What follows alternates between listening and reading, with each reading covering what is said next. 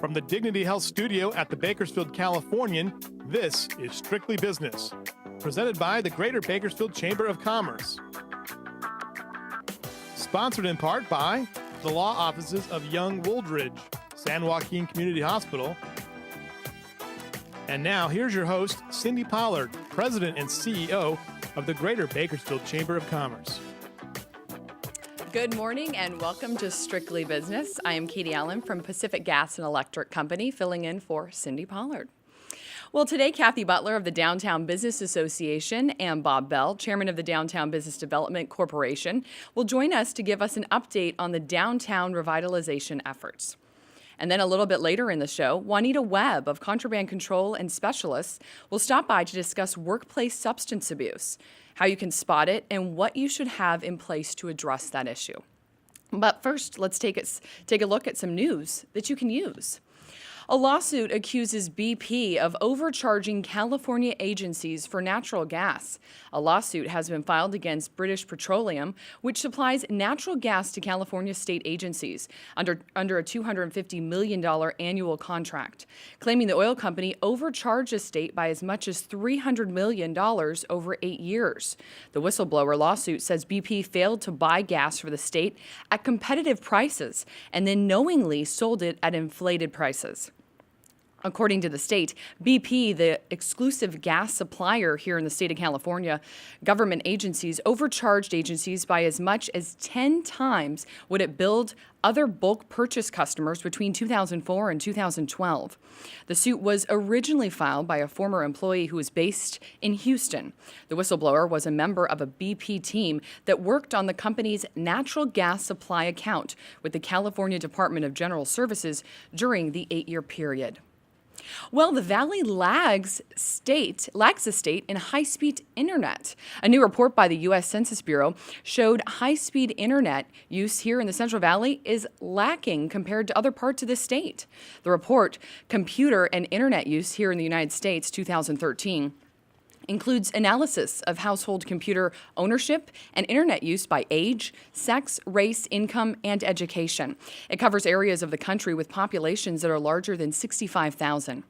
Visalia had among the lowest rates of high-speed internet use here in the state, with only 61.9% of people having high-speed data connections, defined at least 200 kilobits per second upstream speeds. Visalia was also low in computer ownership with a rate of 75.7%. San Jose had one of the highest rates, which isn't surprising, of high-speed internet in the state at 88.5%, followed by San Francisco at 86.7% and Napa at 85.9%. About 80.5% of people here in California reported having high-speed internet in their homes last year, while the U.S. rate stood at 78.1%. As part of the 2008 Broadband Data Improvement Act, Congress mandated that the Census Bureau begin asking about computer and internet use in the 2013 American Community Survey. Federal agencies will use these statistics to measure the statewide development of broadband networks and to allocate resources intended to increase access to broadband technologies, particularly among groups with traditionally low levels of access. Well, Farm Beat now, Foster Farms hopes to score with bowl game. Now, Foster Farms has raised many turkeys, as we know, for Thanksgiving and Christmas tables. Now it's part of another holiday tradition, college football bowl games. The first Foster Farms Bowl will take place December 30th at Levi's Stadium in Santa Clara. It will involve teams from the Pac-12 and Big Ten conferences, not the big teams, which will, of course, go to bigger bowls, but well-known colleges nevertheless. The bowl game will take place on their second to last day of 2014, a year when Foster Farms both celebrated its 75th anniversary and dealt with a salmonella outbreak tied to raw chicken from Livingston and 2 Fresno plants. That struggle did not deter the organizers of the game, which has been held under other names since 2002. Proceeds from the bowl game will feed the homeless in the Bay Area. Well, Marymount considers Visalia Campus. Marymount California University, a liberal arts institution, offering associate, bachelor's, and master's degrees and serving students in 3 California communities, is considering a Visalia campus if a location can be provided. The university currently has campuses in Palos Verdes, in San Pedro in Los Angeles, and in Lucerne in Lake County. Not to be confused with another Catholic university, Loyola Marymount.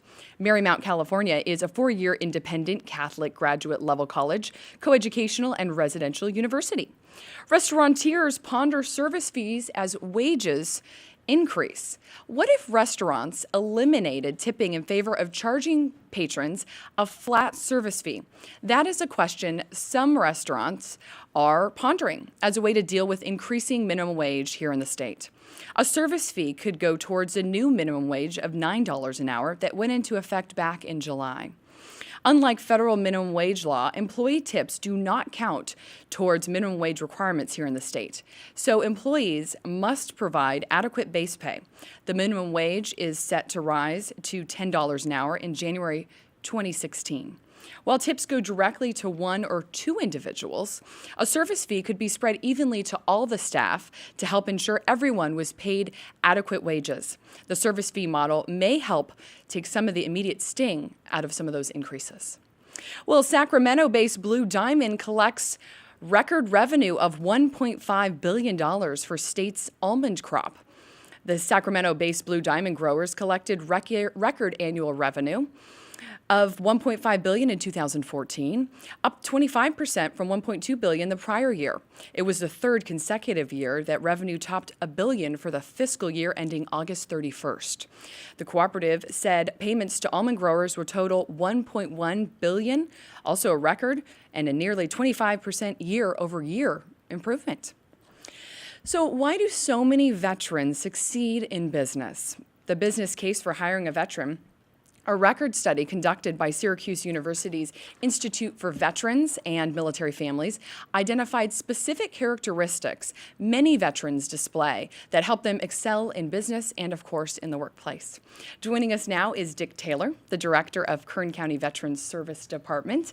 Thank you so much for joining us this morning in studio. Good morning to you. Hey, good morning, Katie. Thanks for having me on. Wonderful to have you, and happy Thanksgiving. Hey, thanks, you too. What characteristic skills do veterans learn from their service that help them succeed in business? There are a number of things, and it's interesting. This subject is not an uncommon one right now. Forbes, Wall Street Journal, they've all studied this because there are specific leadership characteristics that veterans exude that help them to succeed in business. Early leadership training is a lot of it. They survive in a pressure cooker environment. Many times they're plunged into that, so they have to make literally do or die decisions that helps them later on in life to stay focused under high stress situations. Working with teams, that's another thing. And we've developed a list in our office for things like that. And before you had invited us to come speak, those are just some of the few things. But they're the other thing that's very interesting is even though the makeup of veterans is only about 8% of the U.S. population, 30% of businesses are owned by veterans. Wow, that's wonderful. Well, they have phenomenal characteristics that they received from their time serving our country, so that's wonderful to put those to use once they return from duty. That's right. Why are these important life skills for these individuals? Life skills, the ones I mentioned, are very important. Other ones include their knowledge seekers. In other words, they're used to training, and they seek out in improving their ability to be to excel in their field, to be knowledge seekers. The other thing that they follow definitely best practices, principles, and also they are good at making progress after failure. In other words, just because you fail at something doesn't mean you're finished and you're done. That you just, it's kind of like falling off the horse. You get back on and you keep moving. Well, there's many things we all have in common, and one is failure. Yeah. It's going to happen to all of us. Yep. I think our military members are resilient and such phenomenal employees. So it's so great to have you on talking about this. Tell us a little bit about what civilians can really learn from their veteran colleagues. I think several of the biggest things are enthusiasm, the camaraderie that veterans bring to a team, the ability to quickly assimilate into a team and be able to hit the ground running when they get to a business, and the ability, like we'd mentioned earlier, that just because you have a setback doesn't mean you need to just give up and throw in the towel. That okay, that means we learned that we're not going to do it that way anymore. So let's try it a different way. And so I think that's some of the biggest things. And many times civilians aren't even aware that their coworkers are veterans. Yeah, that's true. They don't want to make a big deal about it. But it's fun once they find that out. Well, almost all of us have some sort of a connection to military, or either we have a relative that's a veteran or served in the military, and it's fun once that happens. In many businesses, it really takes off that esprit de corps. Yes, humble. That is the word that comes to mind when I think of members of our military, for sure. Not sharing that when sometimes it needs to be. Yeah. Well, let's talk about support. This community Sure. supports the veterans here. Where can local veterans receive support as they begin to plan for their own businesses? I think having gone that route myself, my dad was a veteran. Of course, I'm a Marine Corps veteran, and in our family business, we found different resources, but there are a number of resources that even when I was doing this back a number of years ago, wasn't even aware of. Yeah. But there's some terrific, and I brought some notes with me today, some terrific resources that veterans can use. One is the VA has it's called a Veteran Entrepreneur Portal. Oh, great. And it's available on the va.gov website, and it helps them with the principles of starting a business, how to access financing, how to grow their business, finding opportunities, resources, even things like specific franchise opportunities that are really geared towards veterans. And sometimes one of the biggest things for a veteran to do is to sit and ask themselves about 21 questions. From a business plan on up to what they're going to actually be marketing, who's going to be their customer, who's their potential marketplace, and on and on and on. So probably the biggest resource is the VA and also the Small Business Administration. Both of those people can navigate around on those online, and also there are a number of terrific resources with the Chamber of Commerce. To network with other businesses, to talk to their banker, and coming up with a business plan, a sound business plan, is something that many times people's bankers can help them with or provide them direction on if they don't know how to do it. Absolutely, and asking for support, Yeah. learning about those resources, and I think that's wonderful. So thank you so much for You're coming in welcome. today. Dept Thanks Taylor, again. the Director of Kern County Veterans Service Department, for coming in and answering all these questions for us. And thank you for your service as It's well. my pleasure. Thank you. Well, this is Strictly Business. I'm Katie Allen with PG&E, filling in for Cindy Pollard. We'll be right back after this.